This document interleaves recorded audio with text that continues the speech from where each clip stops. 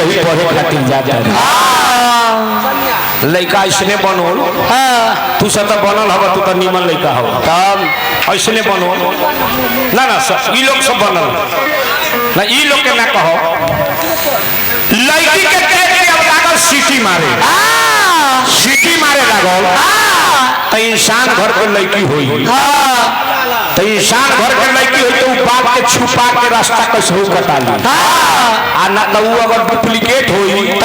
तो वह जगह लत्तम फत्तम शुरू हो जाए, तो इंसान परिवार के लड़की रह जाए। तू रोती है क्या बात है? बेचारी पहुंचली दरोगा जी के लगे, बंजू में आवाज नहीं अपने दस है देखो बंजू में दे दो दरोगा जी के लगे जाके रोता है, कहता नहीं क्या कहता री ए दरोगा बाबू?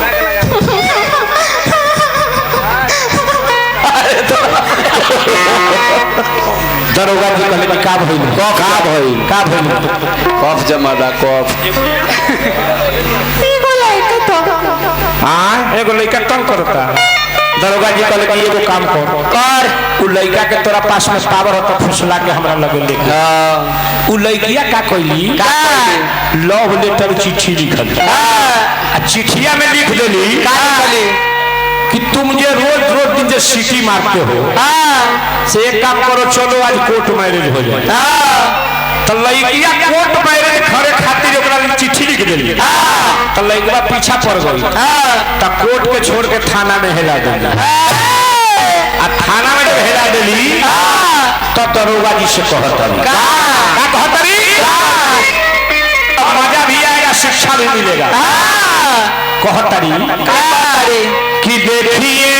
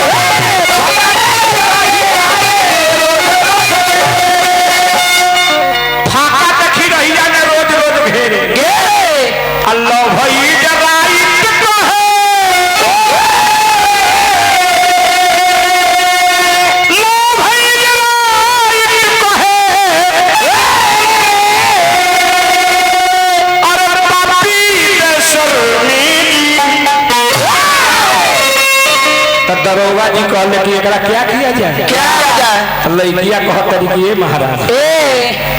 कि देखलो भले तरवैनी जाल में फंसा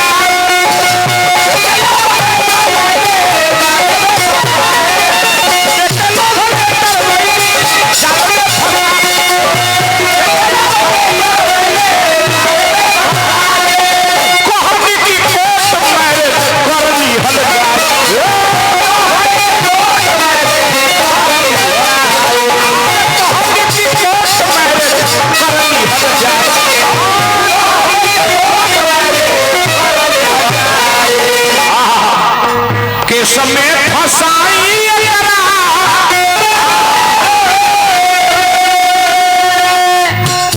तोरो मिजाज गदगद हो के समय वो घड़ी से इशारा कर रहा है तनी लड़का पर हाथ फेर दे कभी फेर दे लड़का पर हाथ फेर फिर दो हाथ की टन टनाल रहते जा जा जा जय अब निशाल में दिया हो के समय फसाई और पहले झाड़ी गर्मी जी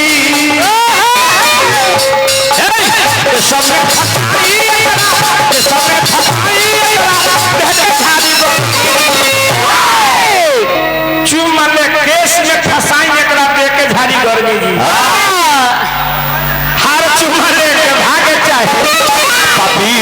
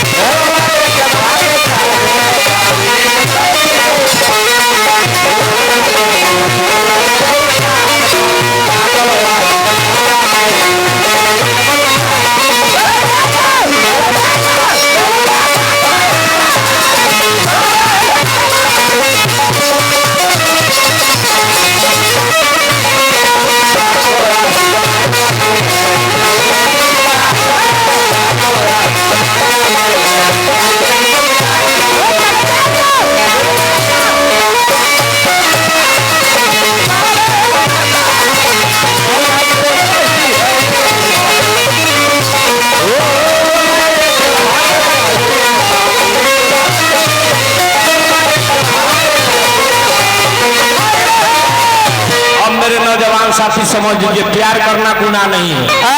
लेकिन हर लड़की को छेड़छाड़ करना अपना समाज को बर्बाद करना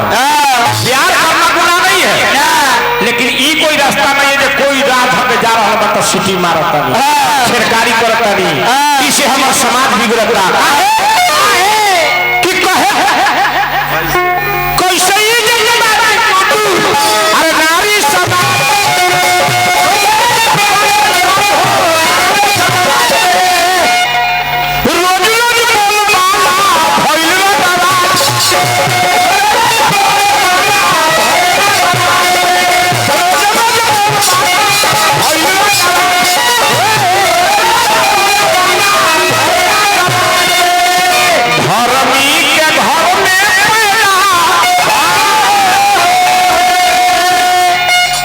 राजकुमार भाई कोई निम्न कलाकार रही टॉप कलाकार नहीं लेकिन संजोग देखो लोथ लागत एक तो भगवान के कृपा ऊपर से मुंहों के बोली खड़ा कर्मे के अनुसार कि धर्मी के घर में पैदा अरे हो गई या धर्मी चुमा लेके भागे चाहे अच्छा अब तनिक कथा कह के बोलाई गावे के हुई हाँ तो हम ही बोलवा दिए कहीं गाना रहे कोई आदमी बोलवाइए जाके हाँ तो कोई आदमी अब हम जाए बोलावे खातिर अब चाचा ध्यान दी का हम गरियाबो न कहनी अब बातों कह देनी तब तल्लेदारी ऐसा हो कि शिक्षा भी हो आ सुने वाला के लगे कि बगल वाला के भोंक भी दिया डायरेक्ट केहू के गाड़ी पढ़ना सब कोई कलाकारी तनी बैठ जाए मुकेश के आजाल हो तब तक के 2 मिनट हम बढ़ा देते